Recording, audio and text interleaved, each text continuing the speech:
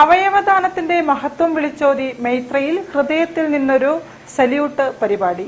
Police ഉദ്യോഗസ്ഥനായ കുമാരന് ഹൃദയം നൽകിയ ബിലീഷിനും കുടുംബത്തിനും ജീവകാരുണ്യ പ്രവർത്തനത്തിന് നേതൃത്വം നൽകിയ പോലീസുകാർക്കും ഡോക്ടർമാർക്കുമാണ് മൈത്ര ആദരമൊരുക്കിയത്.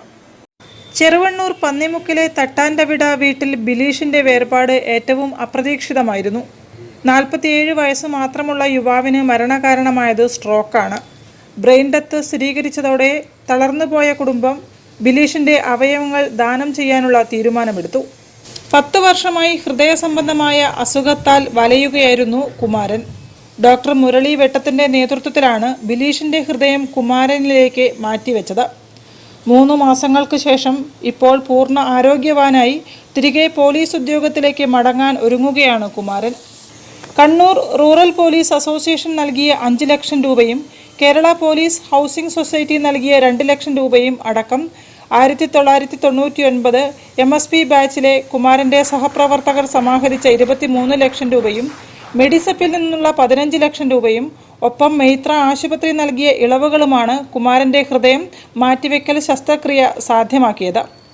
മൈത്രയിൽ സംഘടിപ്പിച്ച ഹൃദയത്തിൽ നിന്നൊരു സല്യൂട്ട് പരിപാടിയിൽ ഉത്തരമേഖല IG K സേതുരാമൻ മുഖ്യാതിഥിയായി പങ്കെടുത്തു.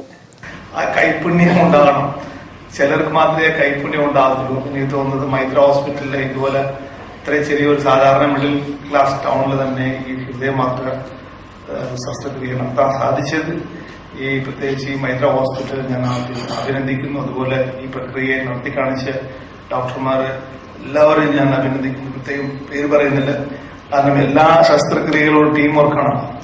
ആ ടീം വർക്ക് ഉള്ളതുകൊണ്ട് ആ ഡോക്ടർ മാത്രമല്ല കൂടെ എല്ലാ ആൾക്കാരും ഉണ്ടാവും, പ്രൊസീജിയേഴ്സ് ഉണ്ടാവും, എല്ലാം ഉണ്ടാവും. എല്ലാവർക്കും ഞാൻ പ്രത്യേകിച്ച് അഭിനന്ദിക്കുന്നു. മൈത്ര ആശുപത്രി medical director doctor Jijo V Cherian, ശസ്ത്രക്രിയയ്ക്ക് നേതൃത്വം നൽകിയ cardiac thoracic surgeon doctor Murali Vettath, doctor Shafeeq Mattumal, CEO Nihaj G Muhammad എന്നിവരും സംസാരിച്ചു. News bureau, Kozhikode. ശ്രീകൃഷ്ണന്റെ ചിത്രം വരച്ചതിന്റെ പേരിൽ തനിക്കെതിരെ സൈബർ ആക്രമണം നടത്തുന്നവർക്കെതിരെ പരാതി നൽകുമെന്ന് ജസ്ന സലീം.